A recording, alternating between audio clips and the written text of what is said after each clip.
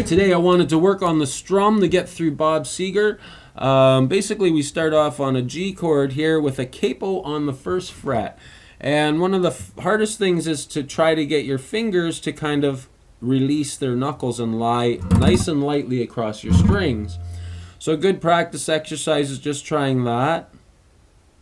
And don't force them, don't be rough with them, just try to lightly make them lie down. It's kind of weird because you've never done it before, so you'll be like, oh, this feels weird, I can't do it. But you can do it. And some tricks are, take your guitar and maybe put your two knuckles here on the guitar and try to make them do that, but gently. Don't slam them down, just gently. And teach them to slowly release, go backwards. Great exercise. You can do it anywhere. You could do these two too. You could teach them to do it too. I find these two are a little more flexible than these two. The pinky's the weakest link in our hand, so we got lots of work to do with him. But that's pretty cool if you can get even slow. Start slow. I've been doing it a long time, so it's easy for me. But yeah, build that dexterity. Then when you come up to your chord, try to go.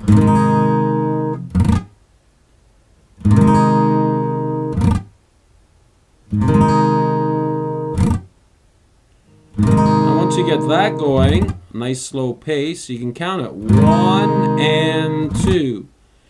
1 and 2. 1 and 2. Just strumming down using our wrist to strum, not our arm. And now we get an up after 2, which will be on the and. So we got 1 and 2 and. So now we can try. So we got to get our fingers back on our chord for that up. And when I'm releasing pressure here, I'm also releasing the pressure on the bottom two fingers, just letting them lift off so the strings aren't being pushed in to get the sound. So we got these two fingers here releasing, and we got these two just releasing on the bottom two strings. So we just hear this as a mute.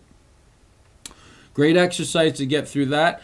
Now on the very first chord, we get this 1, 2, and. Now we come back down for 3. And back up on the and after 3. So we got 1, 2, and 3, and. Then I'm ready to come down for another mute on beat 4. So we got 1, 2, and 3, and 4. Now the last strum will be an up on the chord and coming back down.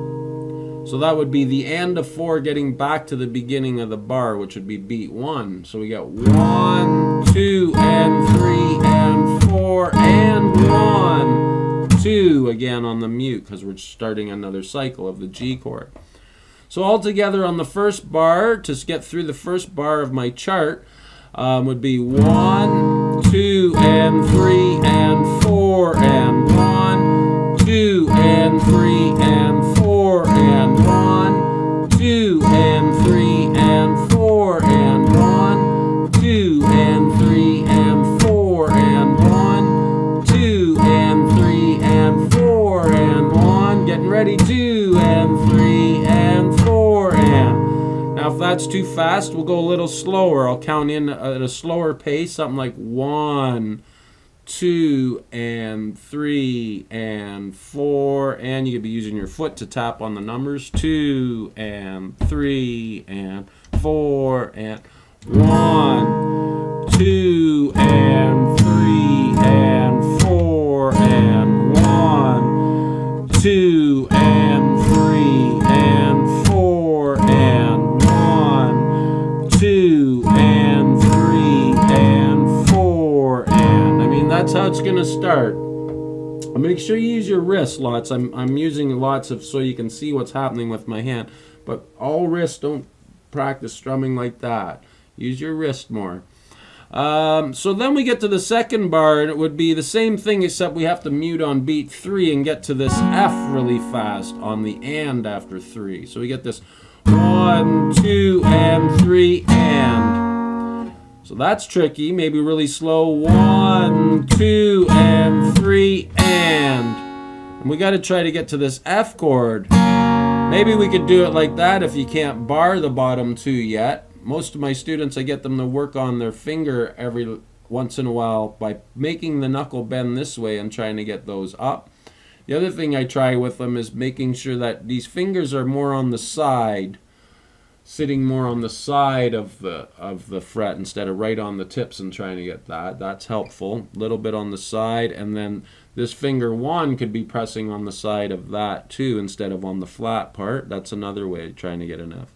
But if you're having a hard time with Fs and you want to get through this song, then we just use finger 1 to block it out so we don't hear it. Otherwise, it sounds like a major 7 chord, and that's not in this song. It's just a major. Difference between a major and a major 7. So we could try and get 1, 2, and 3, and try not to strum the bottom string, or make sure we can hear it if your pick hits it. 1, 2, and 3, and 4, and. That's a tricky bar. 3 mutes on the bar. 1, 2, and 3, and 4, and.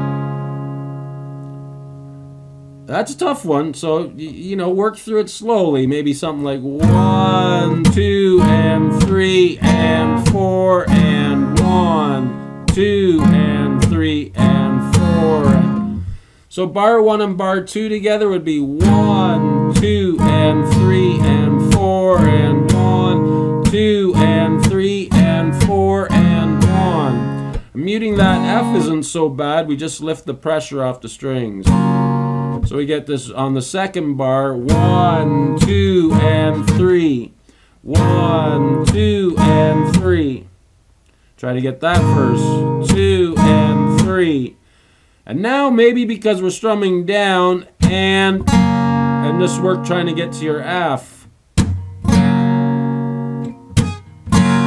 Get in your G position, and even working these back and forth like that is a great thing to do without strumming. Try to get them so they can move. I always let my students know pushing fingers 3 and 4 up to 5 and 4 while getting 1 and 2 to strings 2 and 3. Everybody does it the opposite way, but always remember your pick's going to hit the top strings first. So try to get them like that and slowly work it like that. Once you can slowly get them to move, it's going to take maybe, 10 minutes a day, and all of a sudden, the more you do it, obviously, the quicker it's going to happen. You're building muscle memory in your hands, and you're programming your hands to do things. So second bar again will be 1, 2, and 3, and 4, and 1, 2, and 3, and 4, and. We're almost done. The last bar, so the third bar is pretty easy. You just stay on the C and go 1, 2, and 3, and 4, and. So when I mute out my C, I actually release the pressure and lie my fingers down over top of the strings. 2, and 3, and 4, and. That's on the third bar. Last bar for the intro and the verses would be 1, 2, and 3, and. Now we got to get back to that F. 1, 2, and 3, and. We could just play an F like that. We don't have to bar, but we don't want to hear the open string again on the bottom. So mute it out somehow using finger 1 to lightly touch it, or don't strum on it. 1, 2, and 3, and 4, and 1. Notice how we went and 1, 2, because now we're back at bar 1 again. So the whole thing all the way through would be 1, 2, and 3, and 4, and 1, 2, and 3, and 4, and 1, 2, and 3, and 4, and 1, 2, and 3, and 4, and 1, 2, and 3, and 4, and 2, and 3, and 4, and 1, 2, and 3, and 4, and 1, 2, and 3, and 4, and 1, 2, and 3. Pretty cool. All right, we'll try to cycle it through now for a little bit. Maybe we'll do it 8 times through. I'll do a count in and we'll go slow. If you haven't got through the other parts yet, you can always work on them and come back and then see where this timeline ends, where we start practicing through the intro is the same as the verse. So basically you go through the intro twice, no singing. Then you go through the verse, same as the intro 2 times. And then you go back to the intro, there's no singing, but you repeat it only 1 time. And then verse 2 has a slight variation at the end where we go into the chorus part. We'll talk about that. This will be video 1 of 2 videos.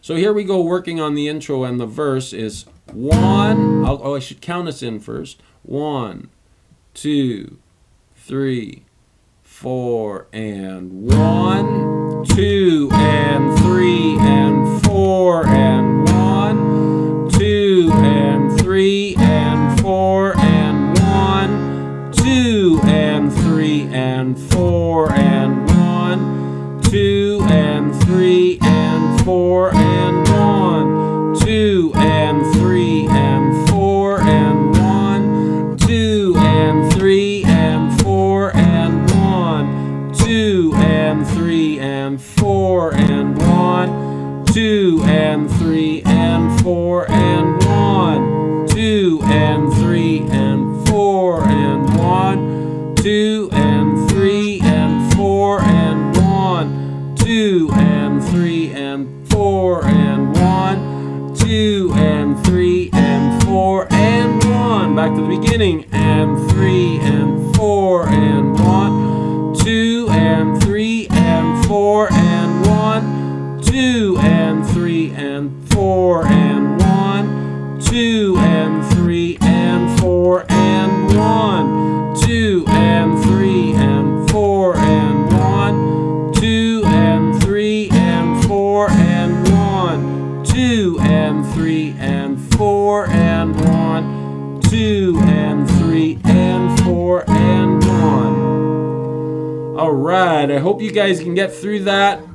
It's not an easy one, but take your time with it. Go through each bar slowly like I did in the beginning. We did the first bar, then we talked about the second bar 3 times. We got to mute 1, 2, and 3, and, right? We got this 1, 2, and 3, and. That's hard to get to that F that quick. So practice doing a mute on G and coming up on an F. 3, and. And of course, we're going to have to do a lot of this stuff first. So we're pulling 1 and 2 down while pushing 3 and 4 up is how I like to explain it. Try to drag them back like this, right? So you're using your fingers to like pull them down into the spot where you need them. And that's great exercises to get through this song.